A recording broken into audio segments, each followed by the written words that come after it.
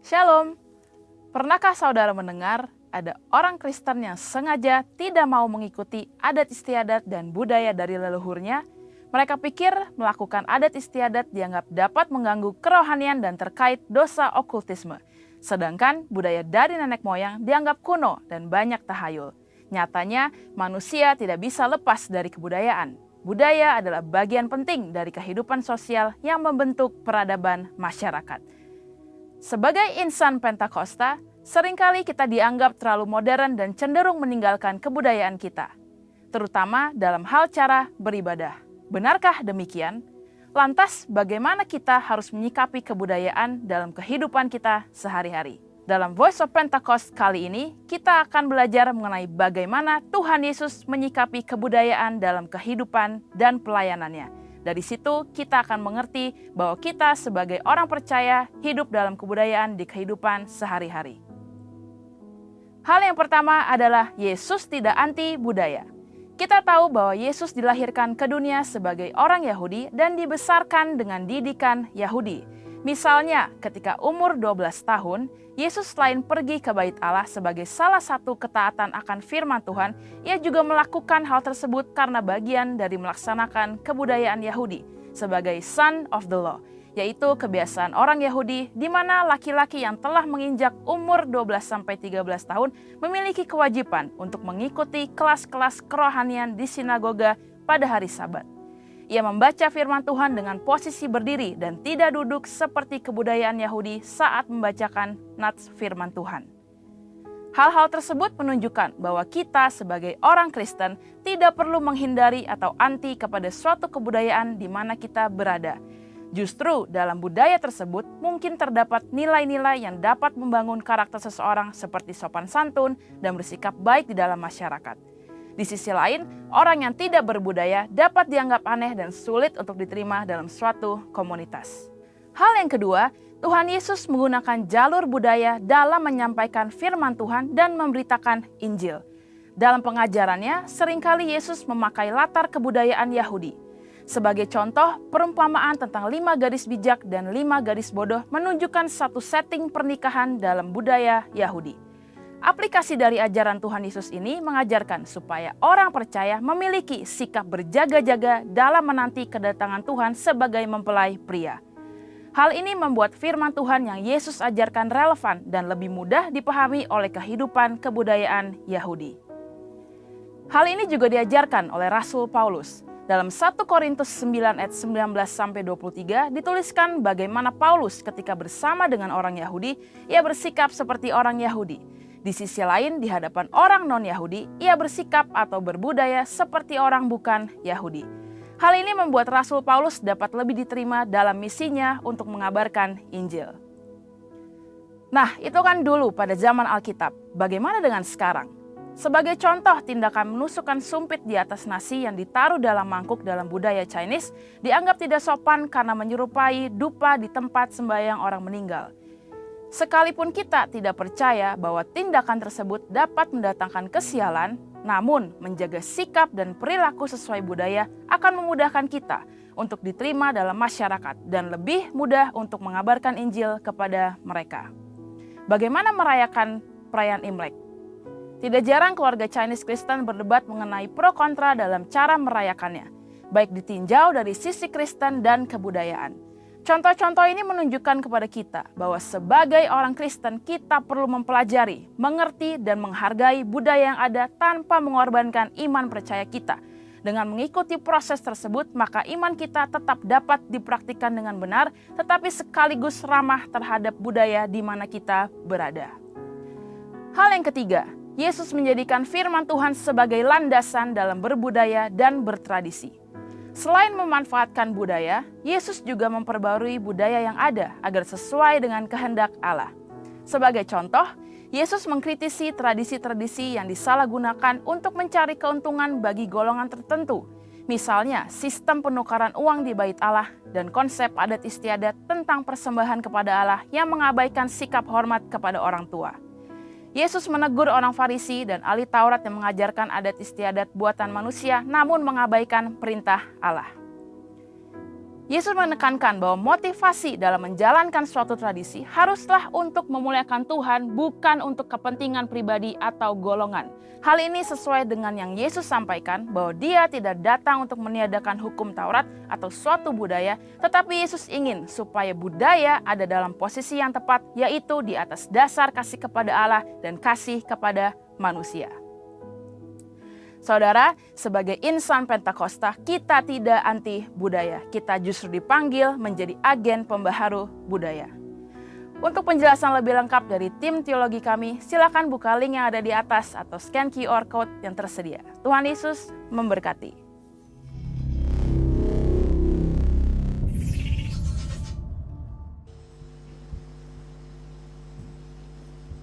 Shalom, saudara yang dikasihi Tuhan, selamat pagi. Bagaimana kabarnya pagi hari ini? Puji Tuhan. Sebelum kita mulai ibadah, mari kita bangkit berdiri untuk mendeklarasikan Mazmur 91 dalam lindungan Allah. Orang yang duduk dalam lindungan yang maha tinggi dan bermalam dalam naungan yang maha kuasa akan berkata kepada Tuhan, tempat perlindunganku dan kubu pertahananku, Allahku yang ku percayai. Sungguh Dialah yang akan melepaskan engkau dari jerat penangkap burung, dari penyakit sampar yang busuk. Dengan kepaknya Ia akan menudungi engkau, di bawah sayapnya engkau akan berlindung. Kesetiaannya ialah perisai dan pagar tembok. Engkau tak usah takut terhadap kedahsyatan malam, terhadap panah yang terbang di waktu siang, terhadap penyakit sampar yang berjalan di dalam gelap, terhadap penyakit menular yang mengamuk di waktu petang. Walau 1000 orang rebah di sisimu dan 10.000 di sebelah kananmu, tetapi itu tidak akan menimpamu. Engkau hanya menontonnya dengan matamu sendiri dan melihat pembalasan terhadap orang-orang fasik. Sebab Tuhan ialah tempat perlindunganmu, yang maha tinggi telah kau buat tempat perteduhanmu. Malapetaka tidak akan menimpa kamu, dan tulah tidak akan mendekat kepada kemahmu. Sebab malaikat-malaikatnya akan diperintahkannya kepadamu untuk menjaga engkau di segala jalanmu. Mereka akan menentang engkau di atas tangannya, supaya kakimu jangan terantuk kepada batu. Singa dan ular tedung akan kau langkahi. Engkau akan menginjak anak singa dan ular naga. Sungguh hatinya melekat kepadaku, maka aku akan meluputkannya. Aku akan membentenginya, sebab ia mengenal namaku. Bila ia berseru kepadaku, aku akan menjawab. Aku akan menyertai dia dalam kesesakan. Aku akan meluputkannya dan memuliakannya. Dengan panjang umur akan kukenyangkan dia, dan akan kuperlihatkan kepadanya keselamatan daripadaku. Amin. Haleluya, berikan tepuk tangan terbaik untuk Tuhan. Shalom semuanya. Bilang sama kanan kiri, engkau memang sungguh luar biasa. Haleluya. Mari kita satukan hati di dalam doa. Syakala barata kala la la la barata kala barata kala barata kala basyir. Shikila la la la la la la la la barata kala basyakala barata kala. Shikila Tuhan, Engkau sangat baik, Engkau teramat baik. Oh, kami bersyukur.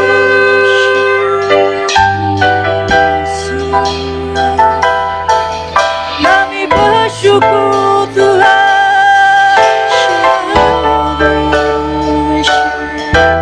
haleluya.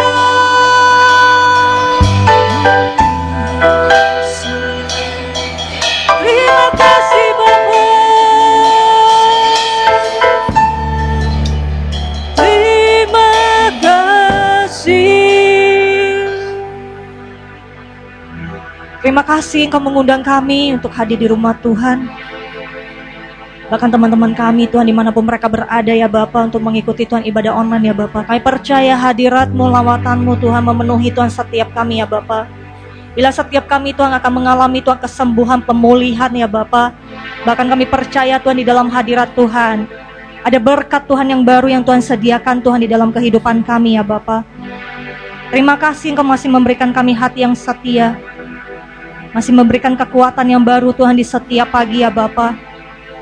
Bahkan Tuhan, setiap kami Tuhan datang ke rumah Tuhan, bahkan teman-teman kami dimanapun mereka berada Tuhan, tujuan kami Tuhan pada saat ini mau menyenangkan hati-Mu Tuhan lewat pujian penyembahan kami ya Bapa. Biarlah berkenan Tuhan di hadapan-Mu Tuhan, dan kami percaya Tuhan pada saat kami Tuhan hadir di tempat ini ya Bapa, karena Engkau rindu untuk memberkati setiap kami. Dan kami pulang dari tempat ini ya Bapa, ada Tuhan sesuatu yang baru Tuhan lewat kebenaran firman-Mu ya Bapa. Sehingga Tuhan setiap kami ya Bapa bukan menjadi pendengar ya Bapa, tapi kami akan menjadi perlaku firman Tuhan ya Bapa. Mampukan setiap kami Tuhan sehingga kami bisa melakukan yang terbaik Tuhan di dalam kehidupan kami ya Bapa. Dan kami percaya Tuhan untuk minggu-minggu yang akan datang Tuhan, kami percaya Engkau akan memberikan semangat yang baru, kekuatan yang baru, roh yang menyala-nyala di dalam Tuhan, di dalam nama Tuhan Yesus Kristus. Terima kasih ya Bapa buat kebaikan-Mu dan kemurahan-Mu. Siapkan hati kami untuk menyembah Engkau. Hanya di dalam nama Tuhan Yesus Kristus kami ucap syukur dan berdoa. Kita sama-sama katakan amin, haleluya. Sudah siap untuk melompat? Sudah siap untuk melompat? Siap, amin. Amin. Amin.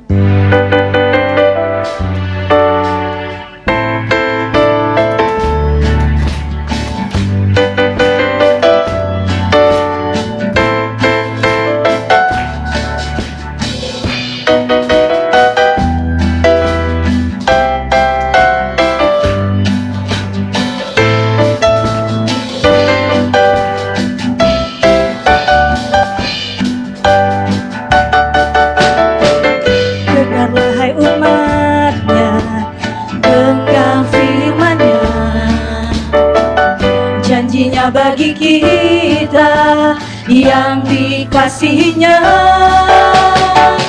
terang Bapa datang, terbit atasmu. Bangkitlah hai umatnya, jadi pemenang. Ayo angkat kedua tangan kita. Jadilah kuat oleh kuat kuasanya. Jadilah kuat di dalam Yesus Tuhan. Jadilah kuat oleh kuat kuasanya.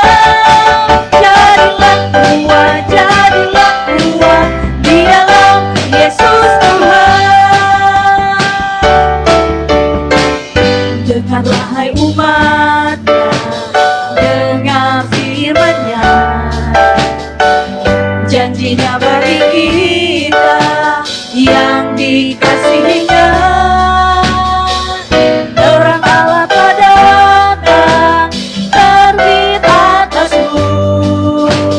Bangkitlah hai umat-Nya, jadi pemenang. Jadilah kuat oleh kuat kuasanya. Jadilah kuat di dalam Yesus Tuhan. Jadilah kuat oleh kuat kuasanya. Jadilah kuat di dalam Yesus Tuhan. Jadi pemenang oleh kuat kuasanya. Jadi pemenang di dalam Yesus Tuhan. Jadi pemenang oleh kuat kuasanya. Jadi pemenang di dalam Yesus Tuhan.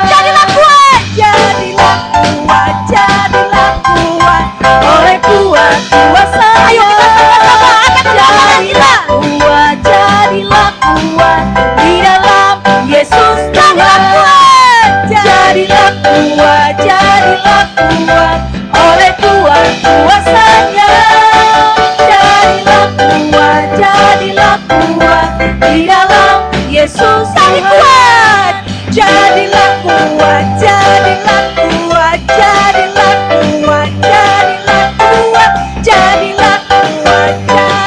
kuat di dalam Yesus Tuhan. Haleluya. Bilang sama kanan kiri, Engkau memang sumber kekuatan Tuhan. Sumber kekuatan. Haleluya, masih ada semangat yang baru, amin. Haleluya. Tuhan Yesus adalah gunung batu setiap kita, amin. Tidak ada namanya kelemahan bagi setiap kita, karena kita bersama-sama dengan Tuhan, amin. Kau gunung batuku dan kau kota bentengku, tak akan ku ragu. Kau menjamin hidupku, kau keselamatanku, dan kau yang membelaku, tak akan ku takut. Kuasamu di dalamku, walau badai menerpa di dalam hidupku ini. Namun tanganmu Tuhan, mengangkatku tinggi. Kau Tuhan yang benar, tak pernah tinggalkan. Dahulu sekarang selamanya, janjimu tak berubah. Kau Alfa dan Omega, awal dan akhir. Semesta alam memuja Engkau Tuhan yang benar. Kau gunung batuku dan kau kota bentengku, tak akan ku ragu. Kau menjamin hidupku, kau keselamatanku, dan kau yang membelaku, tak akan ku takut. Kuasamu di dalamku, walau badai menerpa di dalam hidupku ini. Namun tanganmu Tuhan, mengangkatku tinggi. Kau Tuhan yang benar, tak pernah tinggalkan. Dahulu sekarang selamanya, janjimu tak berubah. Kau Alfa dan Omega, awal dan akhir. Semesta alam memuja Engkau Tuhan yang benar. Tuhan yang benar, tak pernah tinggalkan. Dahulu sekarang selamanya, janjimu tak berubah. Kau Alfa dan Omega, awal dan akhir. Semesta alam memuja Engkau Tuhan yang benar.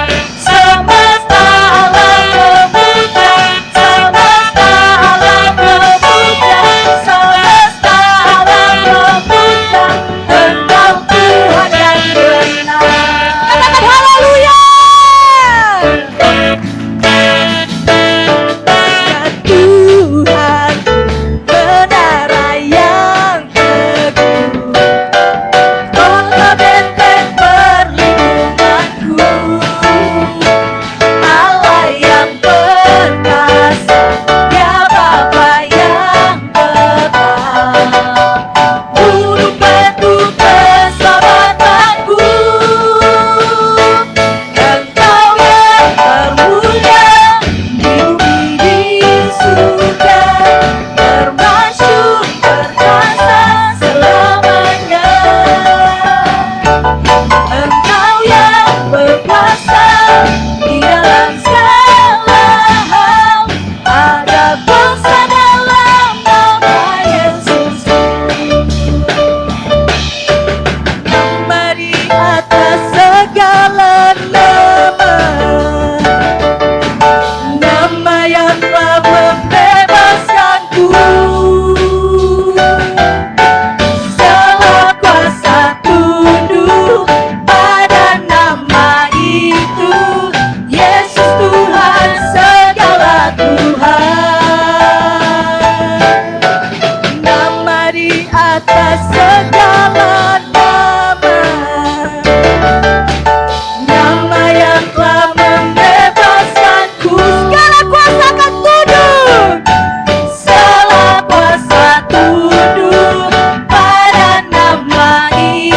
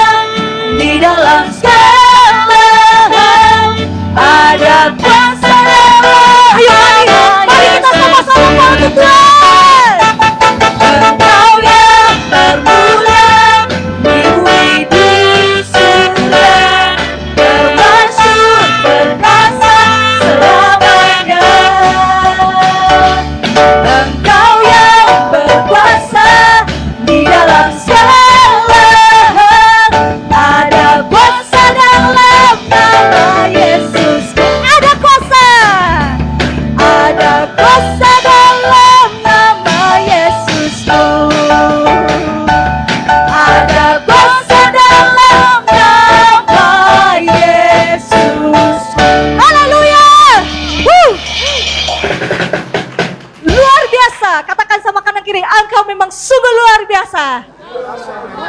Berikan tepuk tangan terbaik untuk Tuhan kita. Kita akan sama-sama mendeklarasikan apa yang dimaksud dengan Pentakosta ketiga. 1. Pentakosta ketiga adalah pencurahan Roh Kudus yang dahsyat di zaman now, melebihi yang terjadi di Azusa Street. 2. Pentakosta ketiga akan mengakibatkan penuaian jiwa yang terbesar dan terakhir sebelum Tuhan Yesus datang kembali. 3. Pentakosta ketiga akan membangkitkan generasi Yeremia, yaitu anak-anak muda yang dipenuhi Roh Kudus, cinta mati-matian kepada Tuhan Yesus, tidak kompromi terhadap dosa, dan akan bergerak untuk memenangkan jiwa. 4. Pentakosta ketiga lahir di Indonesia dan bergerak ke bangsa-bangsa. Gerakan ini dari timur ke barat dan akan kembali ke Yerusalem. 5. Pentakosta ketiga akan memberikan kuasa untuk menyelesaikan amanat agung, dan setelah itu Tuhan Yesus datang kembali. Amin. Haleluya. Silakan duduk di dalam hadirat Tuhan. Ini waktunya kita akan memberi yang terbaik untuk pekerjaan Tuhan di tempat ini. Mari kita satukan hati di dalam doa. Syakala barata kala la la la la la barata kala la la la la basyikila barata kala basya. Terima kasih Tuhan. Terima kasih Yesus. Terima kasih Tuhan, Kau memberikan kami kesempatan Tuhan untuk menabur Tuhan, untuk pekerjaan Tuhan di tempat ini ya Bapa. Bila setiap tangan-tangan Tuhan akan memberi Tuhan, baik Tuhan yang akan kembalikan Tuhan persepuluhan, persembahan khusus, persembahan ucapan syukur. Biarlah setiap tangan-tangan yang akan memberi, Engkau kembalikan 100 kali lipat ke lumbung setiap anak-anak-Mu ya Bapa. Dan kami mau memberi dengan sukacita yang berasal daripada Engkau, hanya di dalam nama Tuhan. Ya, amin. Selamat memberi semuanya.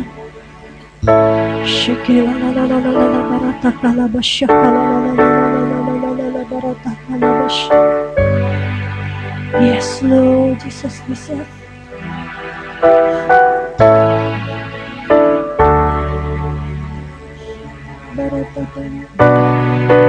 Shakala takala bashikita parabo.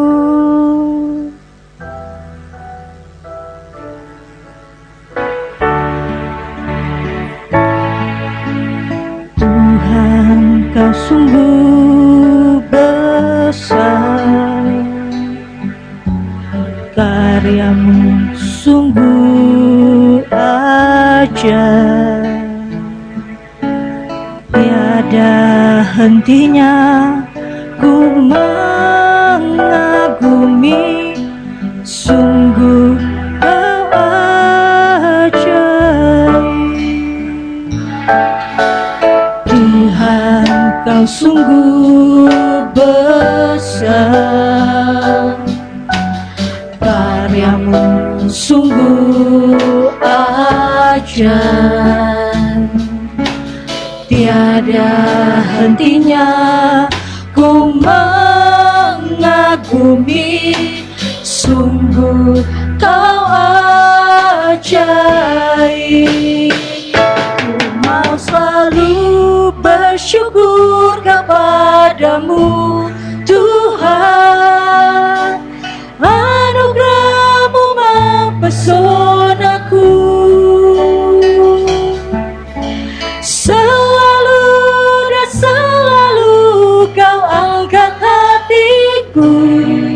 Kau membuatku berharga di mata-Mu. Tuhan, Kau sungguh besar, karya-Mu sungguh ajaib.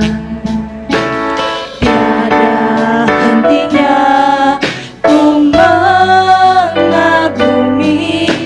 sungguh Kau ajaib.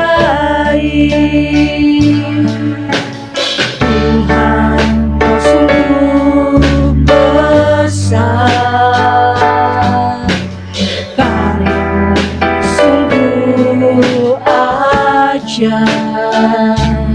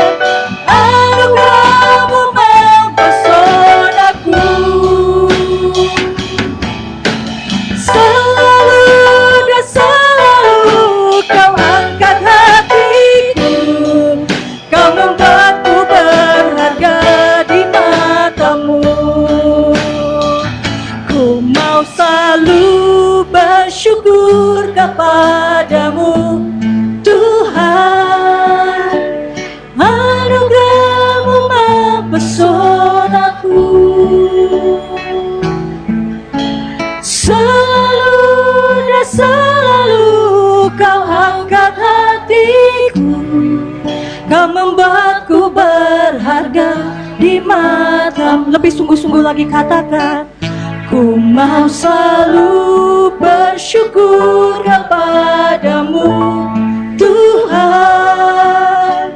Anugerah-Mu mempesonaku, selalu dan selalu Kau angkat hatiku, Kau membuatku berharga di matamu. Kita belajar dari awal. Tuhan, Kau sungguh besar, karya-Mu sungguh ajaib, tiada hentinya ku mengagumi, sungguh Kau ajaib. Kau Tuhan, Tuhan, Kau sungguh besar,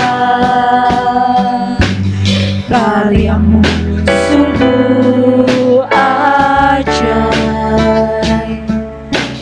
tiada hentinya ku mengagumi, sungguh Kau ajaib. Ku mau selalu bersyukur kepadamu Tuhan, anugerah-Mu mempesonaku, selalu dan selalu Kau angkat hatiku, Kau membuatku berharga di matamu. Ku mau selalu bersyukur kepadamu Tuhan, anugerah-Mu mempesonaku, selalu dan selalu Kau angkat hatiku, Kau membuatku berharga di matamu. Ku mau selalu bersyukur kepadamu Tuhan, anugerah-Mu mempesonaku. Engkau selalu dan selalu Tuhan hadir dalam hidup kami, dan selalu Kau angkat hatiku, Kau membuatku berharga di matamu. Di dalam hadirat Tuhan, saya mengundang kita semuanya untuk bangkit berdiri bersama-sama. Kepadamu Tuhan, anugerah-Mu mempesona. Tuhan begitu mempesona bagi setiap kita. Biarlah kita selalu dan selalu mengutamakan Tuhan di dalam hidup kita. Membuatku berharga di matamu. Ku mau selalu bersyukur kepadamu. Kami mengangkat syukur kami Tuhan di hadapan-Mu Tuhan. Anugerah-Mu mempesonaku Tuhan. Selalu dan selalu Kau angkat hatiku, Kau membuatku berharga di matamu. Ku mau selalu bersyukur kepadamu Tuhan. Keadaan apapun yang sedang kita alami pada saat ini, mari naikkan syukur kita kepada Tuhan. Selalu ya Tuhan Yesus, Kau angkat hatiku, ya Bapa, berharga di matamu. Ku mau selalu bersyukur kepadamu Tuhan. Anugerah-Mu mempesonaku,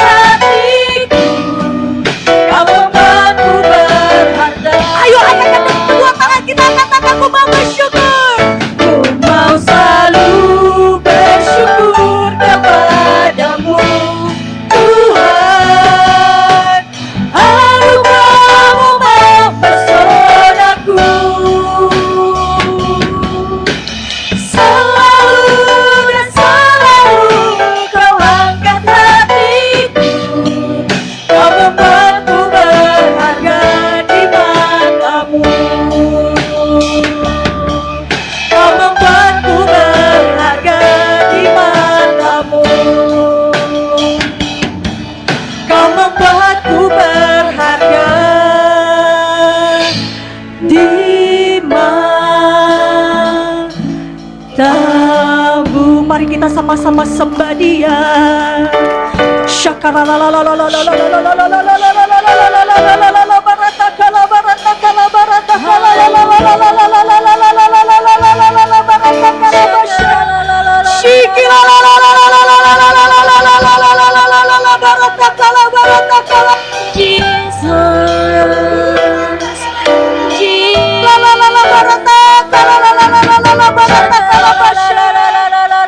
Mari kita sembah Dia. Dia Raja kita, Dia kekasih kita. Haleluya, Engkau menguasai Tuhan, mempesonakan Engkau. Haleluya.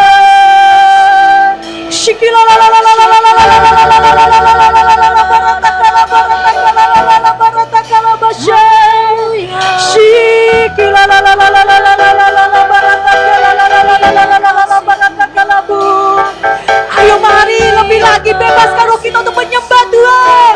Bagi yang bisa bahasa roh, ayo bangun roh kita bersama-sama.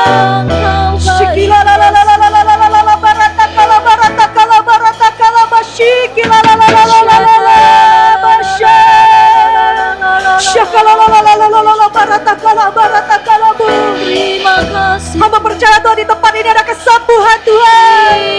Sakit penyakit akan Engkau sembuhkan oleh darah Yesus. Yang terikat Tuhan Engkau akan lepaskan Tuhan. Bahkan yang berbeban berat Engkau akan menghibur Tuhan setiap kami Tuhan. Shakalalalalalala baratakala baratakala baratakala lalalala baratakala basya. Shikilalala baratakala bu. Haleluya Tuhan. Haleluya. Haleluya.